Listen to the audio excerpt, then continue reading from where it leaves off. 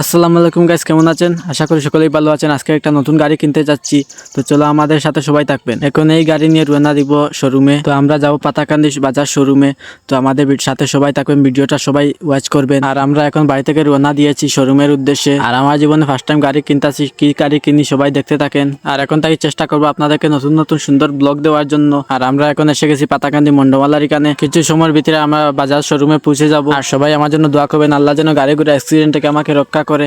আর এখন আমরা এসে গেছি বাজার শোরুমের সামনে। দেখতেই পারতেছেন এখানে কতগুলা গাড়ি রয়েছে। আর আমি এখান থেকে কিনবো ইলেকট্রিক হেলিকপ্টার নামে যেই গাড়িটা পরিচিত, সেই গাড়িটা। আর এখন আমরা শোরুমের ভিতরে যাব, গিয়ে তাদের সাথে কথাবার্তা করে গাড়িটা কিনে ফেলবো। আর গাড়িটা কিনা শেষ, এখন এখানে অনেকগুলা সাইন দিতে হবে। আর এখানে আমাকে অনেকগুলা সাইন দিতে লাগছে। এখানে কমপক্ষে 30-35টা মতো সাইন দিতে লাগছে। সেগুলা দিতে দিতে হাতে অনেক ব্যথা করেছে। আর এখানে সাইন দেওয়ার পর আমরা যাব গাড়িটা সিলেক্ট করতে। সাইন দেওয়া শেষ করে চলে আসলাম গাড়িটা সিলেক্ট করতে। এখানে অনেকগুলা গাড়ি দেখতেই পাচ্ছেন, কতগুলা দেখতে দেখতে ফাইনালি এই গাড়িটা সিলেক্ট করলাম। আল্লাহর নাম ধরে এই গাড়িটা সিলেক্ট করে ফেললাম। আল্লাহ যেন এই গাড়ি দিয়ে আমাকে সুস্থ রাখে। আর এখন তারা এই গাড়িটা নিয়ে যাচ্ছে চার্জে লাগানোর জন্য। গাড়িটা নিয়ে তারা ভিতরে যাচ্ছে, ওই ভিতরে তাদের গ্যারেজ, তাই এখানে নিয়ে চার্জে লাগাবে। আর এখানে আরো কিছু কাজ ছিল, এখানে কাজগুলা শেষ করে আমরা ভিতরে চলে যাচ্ছি। তো দেখতে পারতেছেন আমরা এখন ভিতরে চলে যাচ্ছি।